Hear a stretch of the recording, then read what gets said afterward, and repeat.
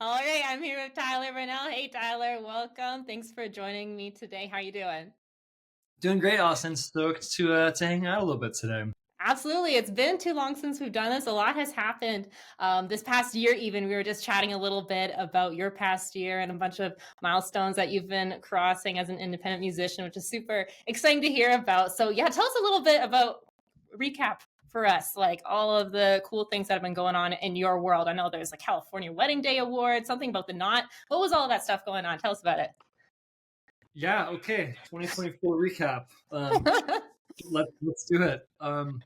Yeah, so 2024 was a big year. It was a lot of really special things happened. A lot of unexpected things happened. Yeah. Yeah, one of them you mentioned was keep in mind, just for anyone listening, like this is year 8 or 9 for me, something like that. And Right. so just in general, like, you know, whenever I talk on a podcast or anything, I always want everyone to be encouraged. I never want anyone to leave discouraged. So this is a highlight reel. Just we'll start with the highlight reel and then we'll kind of Fair, go. fair. So yeah, I got an email from the Knot magazine and they're like, hey, like we wanted to choose you as one of the top, I think it was 26 or 27 like wedding pros in the US and write an article and have you like in the printed magazine and your photo and all this stuff. So I had to send all these photos and figure all this stuff out and do these interviews. And that was just completely unexpected. It was literally just an email that came through. And so my wife actually, I don't think I can turn my computer all the way, but she made me like this little plaque with like all the Aw. cutouts and stuff. And so that was really cool. Um, it was a short article. I didn't get like, a multi-page layout thing, but that Don't was tell us pretty, to sell it now. That's cool. That's awesome. that was pretty cool. Uh, Previously, I had one wedding that I'd performed for that was in People Magazine, and this year I had two more that were in People Magazine, so I'm up to three now, Wow. um, which was really neat. Both were really beautiful experiences. Um, yeah, California Wedding Day, I was nominated, I think last year, maybe the year before, I kind of forget, but uh, yeah, I forget if it was 22 or 23. But last year in 2024, yeah, I won Best DJ in one of the categories. So that was really cool. It's like a big fancy gala. Right. Everyone dresses up. I think there were like 300 or 400 people there, all wedding professionals. And so they have the best florist and the best designer and the best videographer. And so I won Best DJ. I was a finalist for Best Live Music, but I forget. It was actually one of my buddies. It was all my buddies in the best music category, and then all my buddies again in the best DJ Oh category. So man. it's about like a table together, and we're all sitting there, and it was like, all right, who's gonna Right. take it home? And so we're all cheering for each other. So yeah, those were a couple highlights. Had a few cool destination weddings this last year. Um, in Mexico and then a couple other states. And yeah, it was a super cool year. It was also a very hard year. It was like How it's so? a lot of work doing all this stuff. Yeah.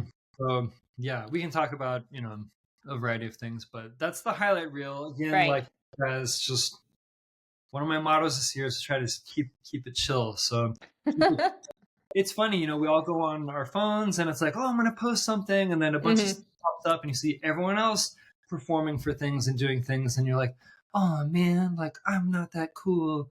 And you can get all sad on yourself. So Yeah. please don't get sad on yourself. Those are some cool highlights. And hopefully you can learn from, some of the things I've done. And yeah. Yeah. How's that? Absolutely.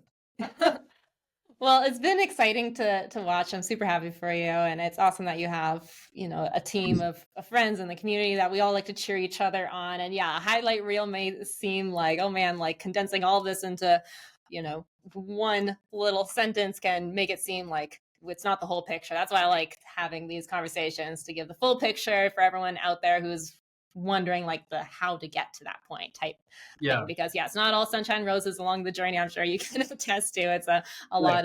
lot of hard lessons along the way too. So yeah, we'll unpack all that, dig into it, and yeah, this will definitely be encouragement for anyone out there who is on a similar journey or can be inspired by any of this. So yeah, again, super happy for you. That's super cool.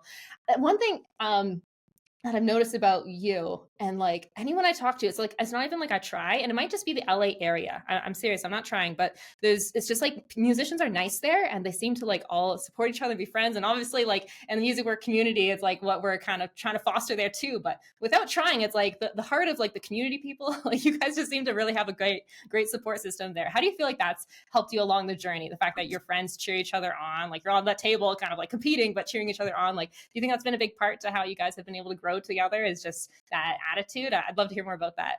Yeah, definitely. Yeah, so we kind of a thing that a lot of people say is community over competition, Yeah. and we just embrace that so Hmm. much. I mean, it's interesting because you go to these networking events and everyone's chatting and stuff, and I've talked to some of kind of the previous generation of DJs and musicians, and they're like, "Oh yeah, it's super sharky." Or like even in other parts of the country, I've had some friends who have moved here and kind of joined the LA scene, and like, "Oh yeah, where I came from, like no one shared any knowledge, no one shared any secrets, like no one helped each other. It was all very like boxed out and Yeah. divided." And like to me, like the big picture is, I would say, the big picture to me is two things. One, there's so much opportunity. Even if like every single musician that we know in the community was performing every single night, there's still more opportunity, And so Right. like we all just refer each other events and stuff, and pretty much everyone's on board with that. There's a couple people that are a little weird or whatever, but for the most part, like our whole community is just like, dude, that's awesome. Hey, I couldn't do this thing. Do you want to do this thing? And vice versa, and we all help each other. So it's one of those things where like we all rise together, and Yeah. that's part of it. And to me, like the other big part of it, when I think of my small impact on the whole planet, one thing that's really important to me is the next generation of musicians. Mhm. And I see these little kids, hanging out on TikTok and playing video games and whatever. And sometimes I just wonder, like, are they practicing their instruments? Like, are they in school bands? Are they Right. because pretty much everyone that uh, is doing the thing right now. Like we all did the school band thing. We all Right. playing recorders and clarinets and figuring it all out, or violins. I guess you guys just kind of stick with it on violin, but for me, I had to go recorder to clarinet to alto, Right.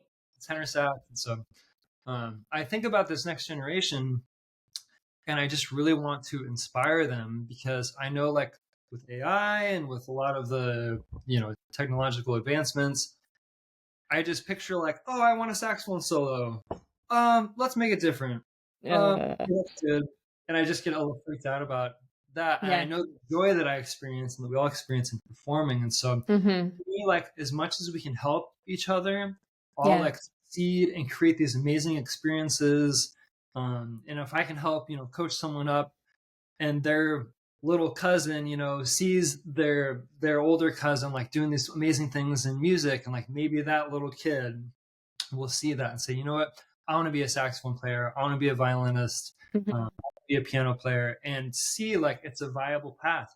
You Right. can you can make a great income and like have a good life and create these amazing experiences through music and not be a movie star, not be Kesha or Taylor Swift or whatever. I don't know why I'm quoting Kesha, but um, you don't have to do that. You don't have to be insta famous. You don't have to be fake famous. There's a lot of people that are kind of doing the fake famous thing, and you don't have to do that either. You can Right. literally just be a good person creating amazing experiences for people through music, and I hope that the younger generation sees that. So that's what I'm hoping to inspire, and I think that's maybe why our community out here is we're all kind of on board with that. So Yeah. Yeah. I love where you took that because that's a true concern that I didn't think about before. Like, especially with there being more online schools, I would be concerned. Are kids like in bands still? Like, because it's so important. It's so important to like your soul and to like the just culture and everything.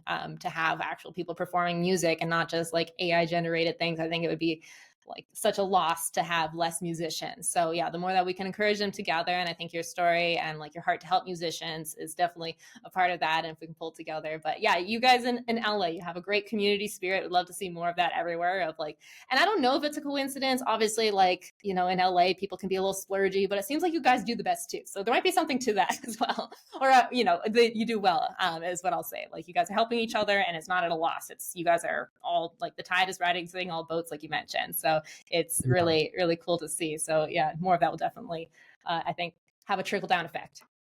Yeah, for sure.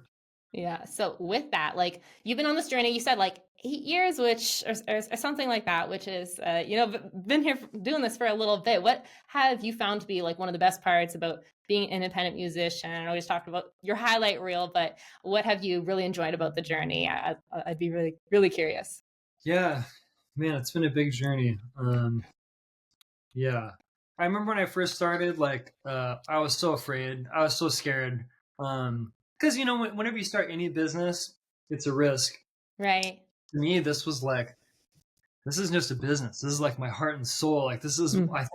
I think my best talent, the very best thing that I have to offer to the world. And I put it out there. And, if I don't get hired and I fail, it felt like a huge risk because it'd be like failing at my very best thing. Like my very best thing I have to offer wasn't good enough, and so that really terrified me. And so I procrastinated for a Mhm. while, and then finally like launched, put some videos out there on like some of the booking sites. Right.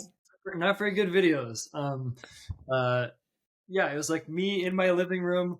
I bought like a nice camera, a tripod. I could have just done it on a phone, which I've learned, but spent all this money on a camera and just filmed myself in high def in my living room, poorly lit. Right. And I got my first few bookings like that. Um, Nice. and then I got some footage from events, put that out, and then it just grew from there. And I would say, you know, to me, it's a lot of work. There's no shortcut. You just do good work, solid work for many years. And to me, like my favorite reward is knowing at the end of an event that like, man, I put my heart and soul into this thing. I did a few cool surprises for them. I went Mhm. above and beyond. I did things that obviously everything they asked for, but tried to include just little special nods to them. Like even what the very first song that's played during dinner was like Mhm. a song that they mentioned me during their call that they didn't necessarily choose for their first dance or whatever. Mhm. All those little things were like Right. at the end of the night, I just see like the elation and the excitement and just the pure happiness of like, wow, I helped this couple have the time of their lives, and they can just say, wow, this was so epic and so fun, and it was so us. It is Mhm. represented us, and to me, like that's a huge high. And on the Yeah. dance floor, of course, when everyone's just like going crazy, that's a huge high as well. And so, yeah, it's a lot of work. It's a lot more administration work than I thought. Yeah. Yeah, that's part of what keeps me going and keeps me excited. Yeah. I love that because it's what we do, it's rewarding in and of itself. So there's that satisfaction that you can almost like count on. Like, okay, I know that when I show up and like do my best and like am paying attention to the details and can feel the joy from people from it, like that's gonna be rewarding in itself. And so that helps a lot taking on the risk, I'm sure. But it's also the other side of it that makes it hard to get started sometimes is like you said, like you're putting your heart out there because you care about it so much and it's rewarding in and of itself. It's can be hard to get started sometimes because like the rejection, what if people don't want it, all those thoughts that go through your head. I'm curious about that. How do you another thing's randomly sorry popping to my head, but like how do you manage that when it comes to obviously like when you're running a business and there's a business side and there's sales and naturally there's no's and not everyone being a right fit? Do you have any way to like manage that yourself? Have you like found any tips over the years of your mindset around when it comes to the business aspect and putting your heart on the line at the same time? Yeah, that's a great question. Um, let me think about that. That's a good one. Going off script on you again. Sorry, Tyler. Well, for sales, yeah, it's been a big change, a big gradual change. Yeah. In the beginning, I felt like I had to chase every single thing. Like Right. someone wants me to perform 15 minutes for their birthday party. Okay, let me figure out the quote. Okay, let me get there. And Mhm. every single little thing that came in, I was chasing Mm. opportunity, which is great Right. in the beginning. In fact, I'd Right. say that was good because I just got into a ton of environments, a ton of different performance things, had some weird experiences, especially in the beginning.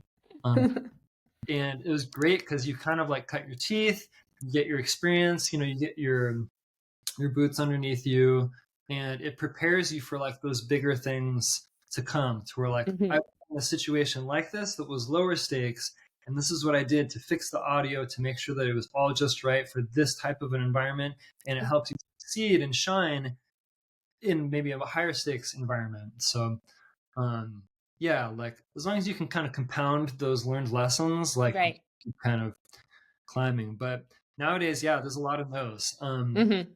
There's a lot of demand, and so pricing has risen. And so, yeah, there's a lot of no's where it's out of budget or they choose someone else or whatever. Um, and that's totally fine. Right. That's, yeah, that's part of it. But it Right. took a long time for me to be fine with that because in the Yeah. beginning, I remember my wife said, she was like, Tyler, you're driving yourself crazy. Like, she said, you're chasing all of the pennies. Every single penny, you're running after it, and you need to just chill out and go after like the nickels and the dimes and the quarters, and then in time you'll kind of just go over the dimes and the quarters and Mhm. how it's gone. To where I've been able to refine like, okay, this is really what I want to do, which at Mhm. this point is, the number one thing I'm booked for is a Mhm. full day wedding. I do the ceremony, cocktail hour, reception and dancing, all the sound systems and microphones, all of the event lighting, all of the dance lighting. I have a production team that comes with me, and I Right. perform on piano, saxophone, and DJ and MC throughout. So that's my big ticket item, my most popular item, and I do just based on demand, like typically reserve Saturdays for that kind of experience. Right. It's like I'd say 3 months out is kind of my cutoff where I'm like, all right, I'll accept smaller stuff within 3 months. Mhm. That kind of are the building blocks of my year. We're like, all right, I get all of these big ones, and then I can fill in little gigs throughout. So Yeah. I don't know if that helps with mindset. If you're experiencing a lot of no's, just know it's okay. It's okay. It's part of it. There's a lot of no's. And as long as you're getting the yeses that you're excited about and that you want, uh, Mhm. you kind of just don't notice it as much over time. Yeah. No, that was great because I can sense even just as you're describing it, you just have like this foundation of like, okay, I know where the value is, I know what I'm excited about, and you have so much evidence stacked behind that of people having the time of their life that you can have that confidence. And I think that comes like you said with time too, and also knowing where your truest value is and staying connected to that. I know psychologically, like as humans, we get more worried about what we lose and as opposed to what we can gain. And sometimes when you feel leads slipping through your fingers, you're like, oh no, I'm losing something. And so like psychologically it can kind of drive you crazy sometimes. But when you learn through practice and can stay true to your worth that like, hey, it's not about losing some leads, it's about like, I might by chasing after the pennies, I might be missing the nickels. So like having that Yeah. mindset is keeping you anchored. And so I think that's really evident that what we're seeing and how you're describing it. And I think that's very powerful for people to remember. So yeah, no, that's super encouraging. Is there anything that's been like, I'm curious, just like looking back at the journey, not just this past year, but overall of it, what do you think has been most challenging about being an independent musician? How do you manage that? Yeah. Most challenging. Um, well, I would say from an event side, like actually the day of the event, Right. uh, what is a challenge that continues to come up that I think I've gotten good at, and I think is what kind of helps me have success in creating these experiences is sometimes you experience a lot of different visions going in and a lot of ways to carry out that desired vision from like the timeline, the layout, how audio is going to go, where they want to place the DJ booth, all of these little things that I've just kind of learned over time. Like, okay, well, I always ask my clients, like, what is your big vision? What is the most important, few things to you guys? And usually for people booking me, having an epic party, wild dance floor with all their friends, just max energy. that's something like that's a common theme. And so I've learned over time of how to kind of like uh sociologically like create the environment to do Right. that. Right. Because sometimes this is over many years, I've had weddings where like they want to put the dance floor over here and then Mhm. have the bar way over there and have the photo booth way over there. And there's no like clear center. And so Mhm. like finding things were like, all right, the dance floor is here. You want the bar right next to it. You want the photo booth right next to that. Those are the three main hang spots. And so I kind of have to redirect that. Or like, hey, I had a wedding this past summer where they wanted to do cake cutting where everyone sat down and was served cake tableside about 45 minutes into dancing. And I said, in my experience, if we start dancing and then we tell everyone to sit down and, eat, they'll probably take 30 minutes or so to serve all the cake and maybe 40 minutes for them to all eat it and everything. And so you're going to have like 40 minutes in the middle of dancing where we are already started dancing and it's going to feel like a big lull. Yeah. It's going to feel weird. And so it might be kind of hard to like bring people back because they've been Yeah. looking at an empty dance floor for that long. Hmm. I said, let's do the cake cutting before dancing. Sounds great. We'll cut the cake, we'll eat it. And then once people are kind of finished eating, boom, we're going to dancing. And they said, no, blah, blah, blah. And so we did that. And it exactly played out exactly as, I Uh, mentioned. yeah. And that one was hard. That was one of the hardest ones to like get everyone back on the dance floor. I was mixing hard. I was playing hard. I mean, for a while and kind of did like a chill. I just kind of did like basically upbeat cocktail hour on saxophone, Right. still entertainment. But all of these little things, like you just kind of learn like how do you make it happen? How do you make the party Yeah. happen? Yeah. There's things that are not in our control as entertainment. We're just, hey, you're the entertainer, like make it happen. You're a good performer, right? You're a good musician, you're a good DJ, just make it happen. But it's really, you have to be a good manager of people and of Mm. timing and of psychology and all of these things, like another trick that I've learned, this isn't a crazy trick, but another trick that I've learned is like when it's time for dancing, we've all been to weddings where like nothing's happening. And then all of a sudden the DJ's like, all right, everybody, dance floor is open. So whoever wants to be first, come we're all watching. Who wants to Yeah. be the first one? And it's just Yeah. like, Yeah.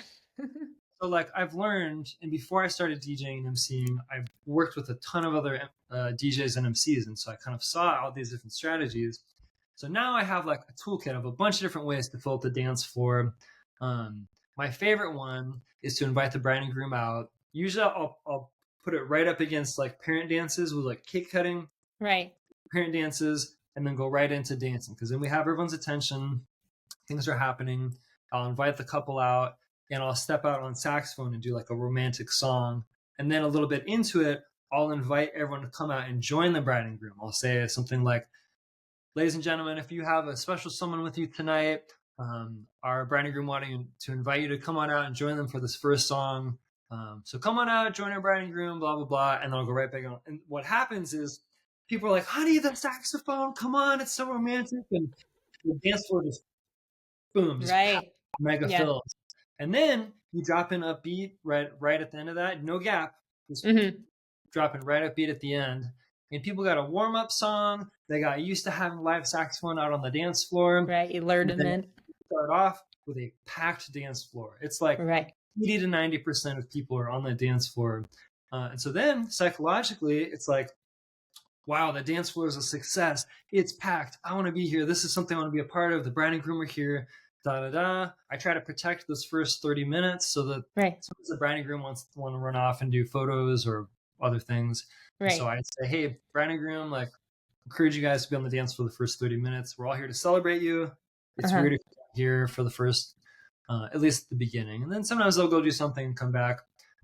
All these things. So yeah, those are like some of the challenges that I still kind of help navigate through, and I've gotten better at navigating them. Yeah, found your solutions. I hope you guys like who are listening are taking notes. Brought a notepad here because that's so many things there that I just realized as like a what do you call it, like a guest of a wedding. Yeah, um, I've been like called to the dance floor in certain times like that. And I didn't even realize that was a solution to a problem of like, oh, getting people on the dance floor. And so that's brilliant that you have that all orchestrated. Yeah, that one's worth rewatching for anyone listening. All That's those like tips a there. fun one.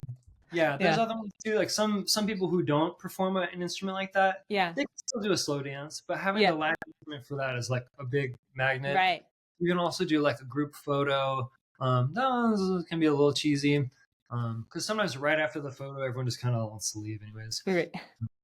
You can also do. People used to do like the anniversary dance. We don't really do that as much, Hmm. but yeah, there's a bunch of different things you can do. But really, the whole day, there's things that you're doing that are building the energy, building the vibes, building trust, building an environment where people feel Right. safe, Yeah. and they can be themselves and they're excited.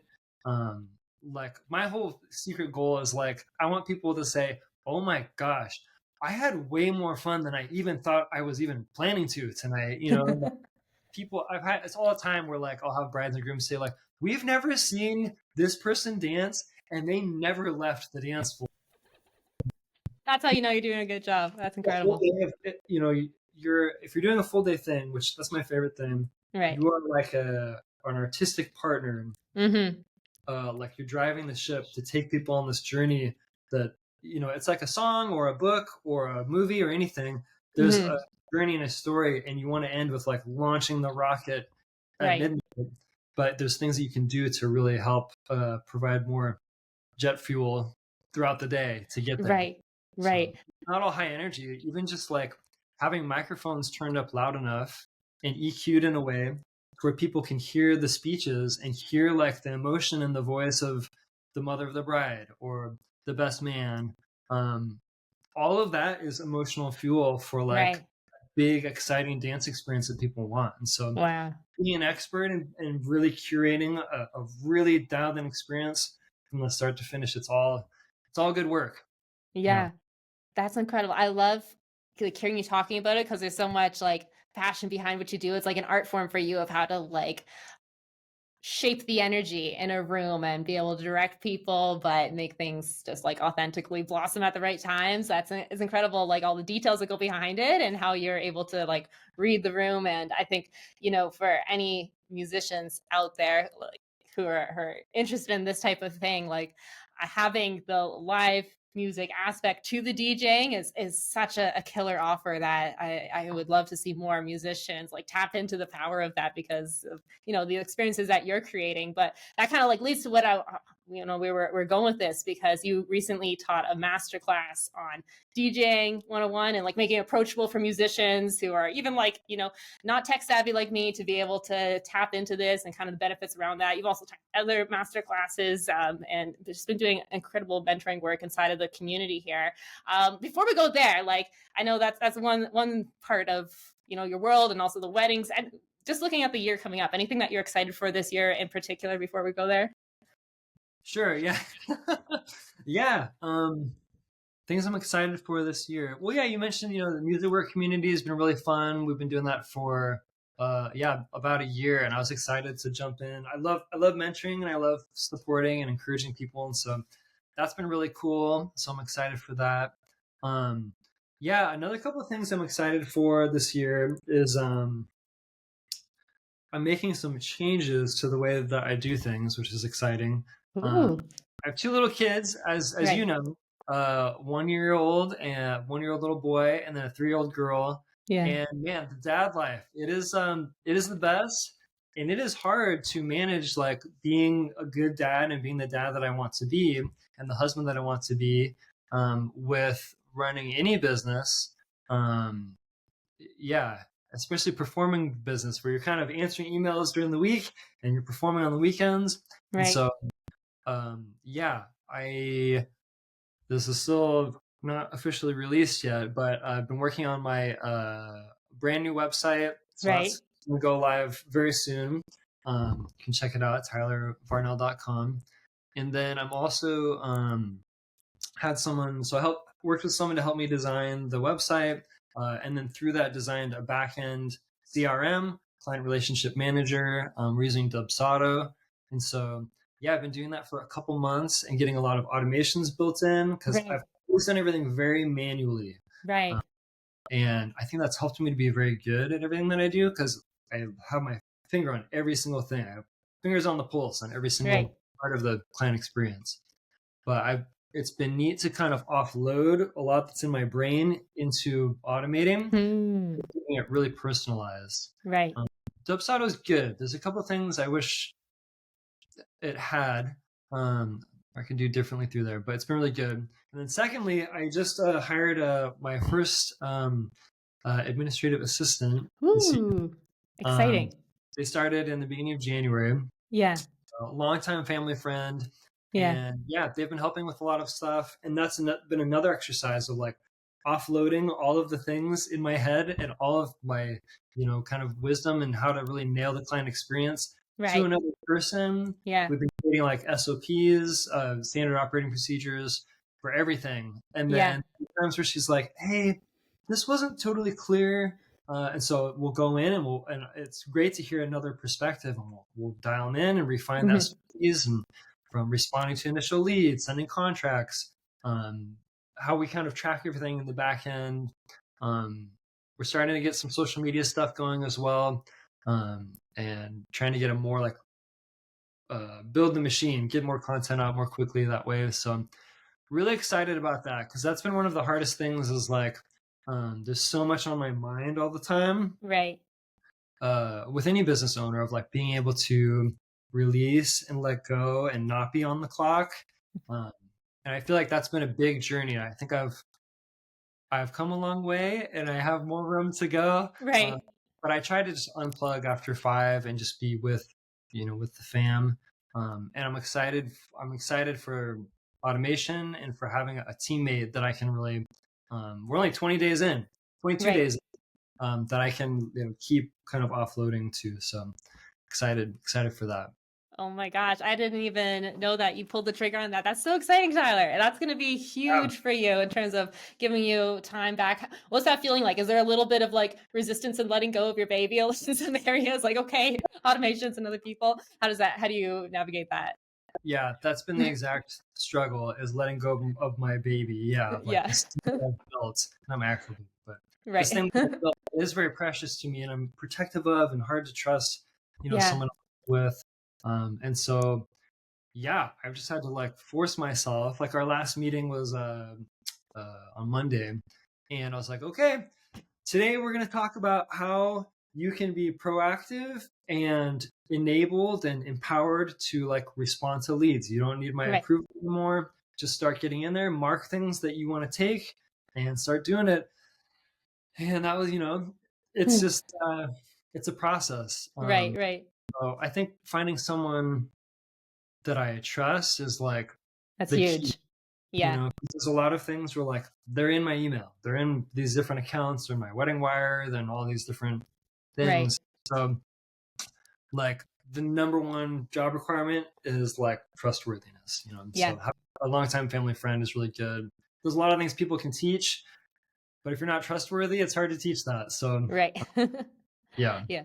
That'll be huge for you. I'm so excited for you for this, and especially with having like two little kids. Like I can imagine this is gonna open up so much more for what you can do with your time and such. Because I know what it's like to always like, try to be present, but you don't know when that lead's gonna get back to you type of thing. So that yeah, that is really exciting. What was the process like, or do you have any tips for like what it looks like to take like this whole machine that's in your mind and like put it down somewhere? Like what was that? Was that challenging for you of how to like write that all down? Did it take a little bit of time? What is that?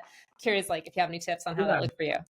yeah. So kind of the way we just started, it was like, all right, let's just Let's start do it. going. So you don't have. There's a lot of things where like you don't have to be ready. Just like kind of start Mm, and you'll figure it yeah. out with anything in life. Watch enough YouTubes and just get in and start doing it. Um, Right. and so, yeah, pretty quickly, it was like, okay, I think it seems like the flow is I'm going to do stuff Right. and you're going to record, like write down what I'm doing and what I'm saying and the tips that I'm giving. And you Hmm. write the SOPs in your own words. Huh. And so be like, all right, replying to different leads. And that's a big one. Like there's a lot Yeah. of tact. You don't just want to cookie cutter everything. You want to personalize, make it Hmm. conversational. All of kind of like the best practices we talk about in pro. But yeah, like offloading that, and then okay, like we've made this SOP. Here's a new lead. Why don't you apply this SOP and show me what you came up with? And then like, oh, okay, we got to make a couple tweaks. Okay, let's make those tweaks and let's document them in our SOPs and refine our SOPs and just making that. It's just a Google Doc. We just share that and update things there. So that's kind of been our process so far. I'm not an expert. I'm 22 days into figuring this. But it's working. Yeah. It's exciting. You have to have a little budget to do it, but he's planning to do like 10 to 20 hours a week. Hmm. And so if you're paying, 20, 25, 30, 35, something like that an hour, that's roughly going to be, all right, math, 1 sec. So let's say $30 an hour equals 30 times 10 hours a week times, let's say 50 weeks in work year. So that's 15,000 if someone works for $30 an hour. Yeah, or double that if you want to work 10 at $30 an hour, 10 hours per week would be 15K over a year. If you double that and they work 20 hours a week for you, that's 30K. So like that would be a great litmus test as like, can I budget that in? Would be like 15 to 30K. You could maybe find someone less expensive. Again, it comes down to trustworthiness and how much are they going to be able to take off your plate. So you could find someone for 15 or 20 or whatever. You could outsource to, the Philippines. I've heard some people doing that. To me, I went with someone that I trust the most. You trust, yeah, that was most important. Yeah. So, but those are things that could be pursued too. Yeah, absolutely. And it sounds like you guys had this iterative process to come with the SOPs, and you didn't wait to start till everything was perfect. You're like, okay, let's create this together. I love that approach because so many people, I find like as we're talking through this together, it comes up quite a bit for some of our more advanced musicians that they're like, okay, how do I offload like some of this? What do I do? And they just get so like overwhelmed thinking about everything that they do that they don't get started with the simple thing. So I like to start with just like, hey, what's like the simple thing that you absolutely can like get started with? And I love that approach of like, you get them to write down in their own words of how you just did what you did. So there's different ways to go about it. It doesn't need to happen all at once. It can be stepwise. And yeah, we talk a lot about like hourly versus like percentage, but I think like with what you're talking 15 to like 30K, like, if that's like for most musicians, if you're doing a 10% sales commission around there, like, make sure that you're over 6 figures and it kind of works out the same anyway. So, you can have different approaches, but no, I'm excited for you. That will be a huge unlock for you. And also using the automations behind all of that. So yeah, thanks for sharing that. I definitely did feel that way of like, oh my gosh, I have to write the entire handbook. Yeah. But we're writing the handbook together. It's been really great. Yeah, that's a better way. Because I've definitely had seasons where I just like I always close the door, but I just sit here and I just think, I'm like, okay, I need to just like go into my mind palace and write down everything that I do in order to offload this because I like things to be one and done as much as I can.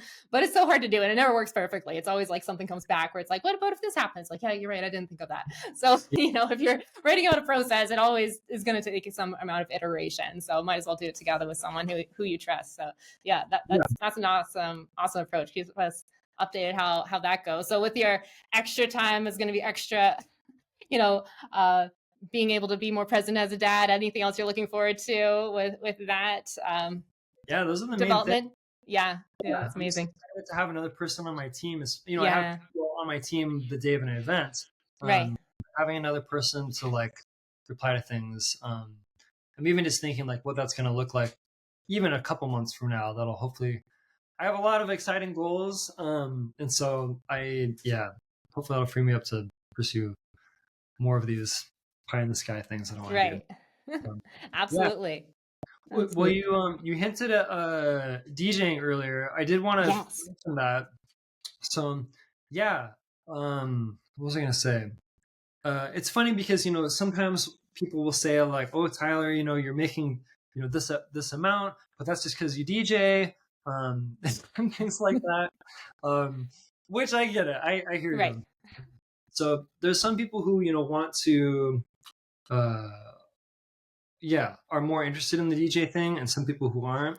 I would Hmm. say, yeah, when I first started, I played saxophone uh, for ceremony, cocktail hour.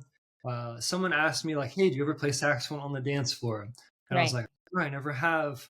And they're like, "Can you just do like 4 songs on the dance floor?" So they hired me for that, and it was a blast. It was, oh my gosh, it was so fun.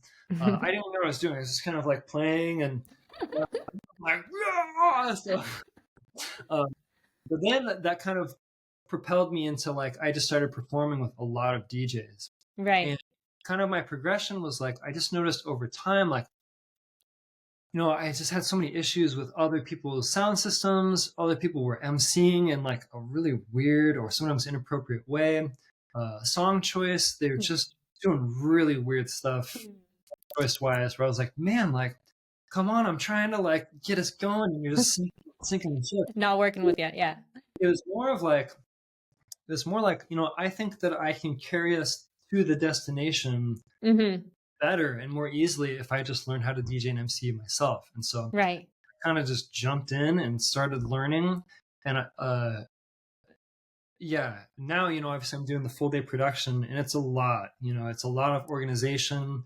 I usually have sometimes one, but usually two production assistants with me throughout the day. And so yeah, if you're thinking about like going in the DJ direction, I would love to help with that kind of stuff. Obviously we're talking about that more in like the pro community.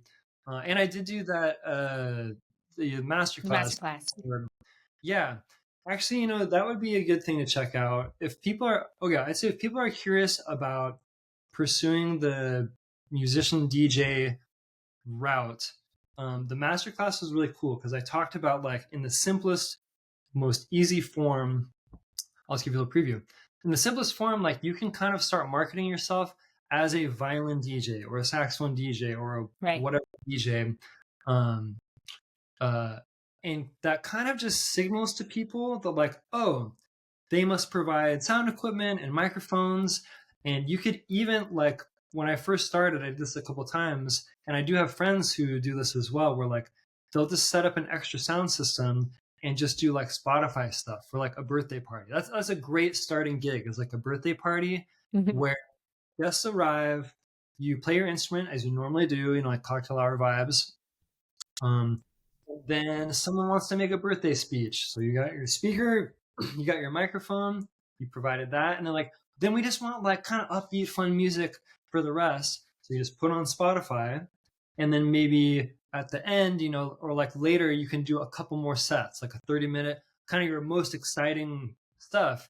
And now, like, did you learn how to use a mixer? Did you have a huge team? No, none of those things. Like you literally just brought one sound system and a microphone. You did your normal cocktail hour stuff, and you did like some Spotify things, and you fulfilled what someone thought might look like a violin DJ for their birthday party. Probably, if you're like me, you're gonna be like, okay, I can do this better if I just learn how to mix, and so then you'll want to learn how to Take it mix away. to Yeah. get everything, on an actual turntable. But the bar is not that it's not that high. Like there's ways that you can get in there, but if you market yourself as just as sorry, I shouldn't say just, but if you market yourself as a violinist and someone wants a violin and some Spotify music and a speaker with a microphone, they may just assume I have to hire a violin and I have to hire a DJ to accomplish this. When really, like you could do it. It's not that hard. You could do something like that. And then obviously, if you like it, you can then build into a big production wedding thing, um, and be like the MC guy, which I really enjoy, and be like the full-on DJ turntable guy, which I enjoy as well. So if you're curious, I cover like the easiest stuff, and I cover like the 3 easiest mixing techniques, using your turntable as well. It's like level 0. It's not even level 1, level 0. So very approachable. Yeah. Yeah, no, I can attest to that. This masterclass, it will be available in the community for anyone interested, by the way. But I was so approachable, and I am a great test for this because I'm very not naturally techie and like will very naturally be like scared of anything that looks too complicated. But like the way you set up the screens and everything in this masterclass to like show like the screens and also like the mixing board or whatever it's called is like, oh my gosh, okay, I get this, I can do this. And I, even after like a lot of things that you've been sharing, even like your Maximize Your Price masterclass that you shared after that, I think it was in May that I sold my first DJ package based off of that encouragement that like, hey, you don't need to be like the best like DJ in the world to just like have like an easy upsell, because like you said, when you're thinking from the client's perspective, they're like, oh, I need to hire this musician and a DJ, and suddenly it's just like, you know, they're looking at these two prices and adding those together. But if you could do it in one, you can offer such a convenience and a deal almost if they were thinking about it that way. So I remember, because I don't handle a lot of leads myself, but like this one mother of bride called me because my phone number is still on our Google business listing, and occasionally people will call there, not usually. So I'm like, okay, I'll handle this lead. And I think it was like in May, and they were like, oh, we're having like a welcome party. They were like they're from California, actually getting married in Niagara. So beats me, who knows why. But anyways, I'm like, yeah, sure. Like, we can do a string quartet for you guys. And then she was saying like, oh, I just kind of want something like you guys can play like during like the dinner for the first like few hours, but we want music all night. And it was going to be from like, 8 to 10, or it was even longer than that. No, I think it was like a 4-hour thing actually. And I'm just like, well, string quartet, like playing for that much time will be this amount. I'm like, what if we just like took care of the last bit for you with a light DJ set? She's like, light DJ, tell me about that. I'm like, yeah, we'll just like bring all the sound equipment and make sure that we like have a great playlist for you guys, make sure we have a great atmosphere to finish off the night for you guys for that welcome dinner. She's like, yeah, let's do it. And then my teammate who did this, she said they had a blast and people were actually dancing, and she had the most fun DJing, and now she's going to be doing it more now too. But I think I would have charged regularly like closer to 3,000 for what it would have been for without the DJ. But like we got like, these are just my prices, which I'm not saying they're highest in the world, but I think I charged like close to an extra $1,000 than I would have just to like add in that extra. I think it was an hour or two.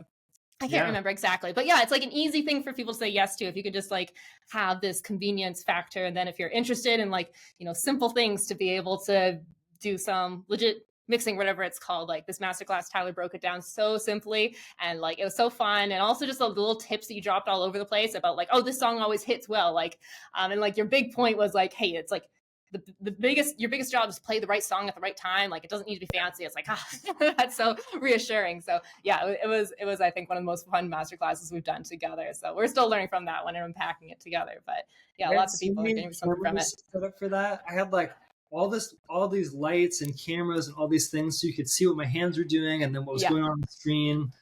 So I got really good at using like OBS, yeah, Twitch and stuff. And I did Twitch one time during COVID, and I was like, oh man, let me see if I can remember how to do all this stuff. And yeah, set up all the camera angles. It was fun. Yeah. That was awesome. Yeah, I remember that too, because we were like testing it together. I'm like, oh my gosh, you went all out. Okay, this is gonna be epic. And sure enough, it was extremely epic. So it's I can't help myself.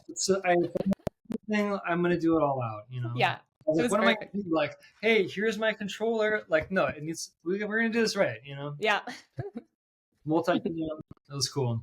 Yeah, no, it was definitely done right. With that, like you've been mentoring other musicians like Music Work Pro, and just like naturally, like I often hear people saying like, oh yeah, I reached out to Tyler once and he's just like, he encouraged me and was so kind. Like you're just kind of like the big brother of like all the musicians and who have met you, is what it seems to be. But I know you have a heart for helping musicians. Is there anything that you've noticed, like some common, like what are some common things that you feel are like getting musicians stuck, and like what do you feel is the best way to like help musicians get unstuck? What have you noticed? I'm curious. Yeah.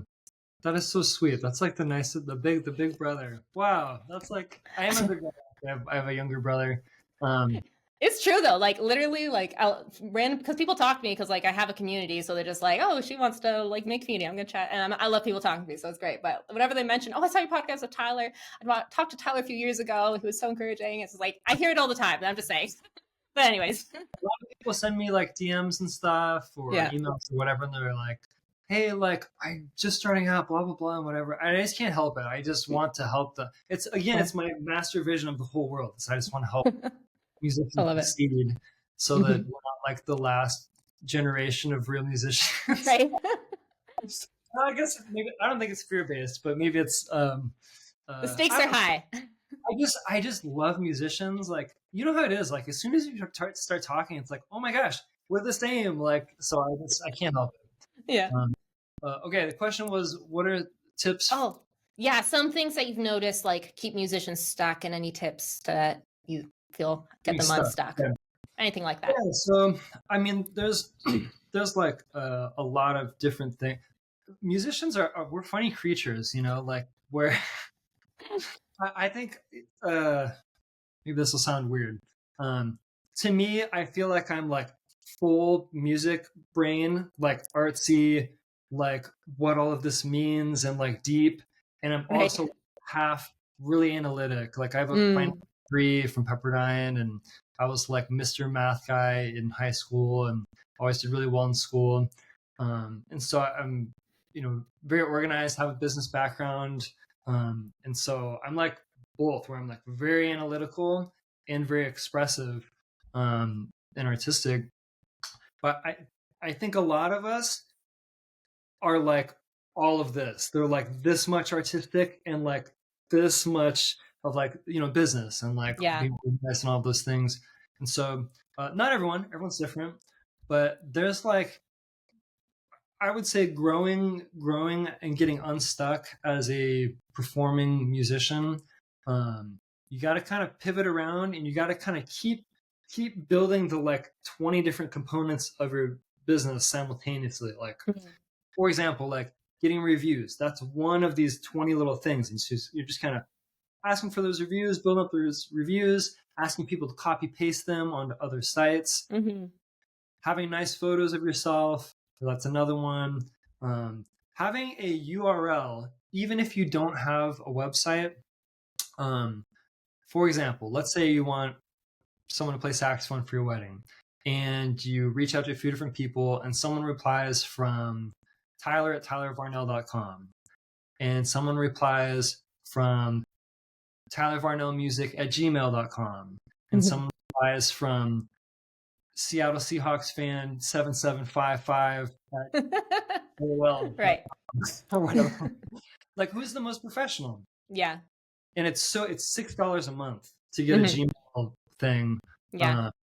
Uh, and then it's like, what, $12 a year to get a domain? So go get yourself joesmithmusic.com. Costs you $12 a year, and get, your email set up on Gmail, so that you can send joe at joesmithmusic.com. And then like another one is like, have a nice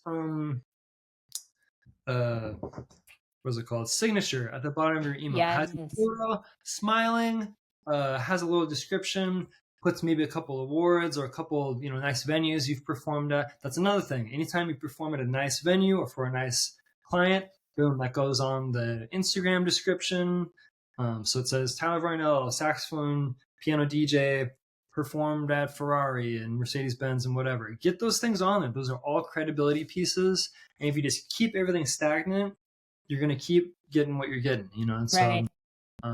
how conversational and friendly and excited and easy to reply to are you in your replies? If someone Mhm. reaches out, don't ever end something with, let me know if you have any questions. That's the worst thing, because then they have Yep. to think of the question. What you want to do is always end all of your responses with a very clear question or call to action. So they read. It's not a huge book, but it's like, 3 to 5 sentences. And then there's a very clear call to action. How many guests are you expecting? What's your fiance's name? What time will your ceremony start and end? If it's a full day thing, what time will your ceremony start and your reception end? Really basic things. They know the answer to. They're non-committal. They're not difficult. It's not, what song do you want for your most important moment of your life? You're going to have to think about that. So don't ask Right. answer whatever.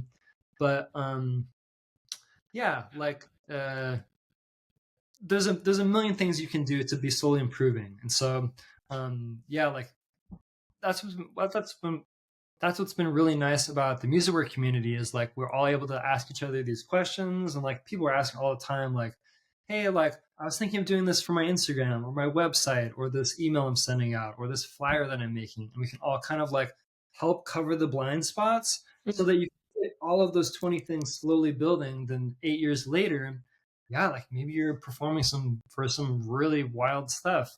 But it's all just like doing the right thing and slowly improving all of these little things at the same time. Sound equipment, what you Yeah. wear, videos, da da da. Mm-hmm. Overwhelming because it's so many things, but Right. doing it in the community has been, even for me, like, I primarily am mentoring, in Music Work Pro, but I'm also learning from everybody because we have an awesome community and there's things that I'm really high in these, 17 or 18 things, but I'm really low in these few things. And, that's where you get help with your blind spots and can improve and be a more well-rounded, more hireable act. Yeah. Yeah.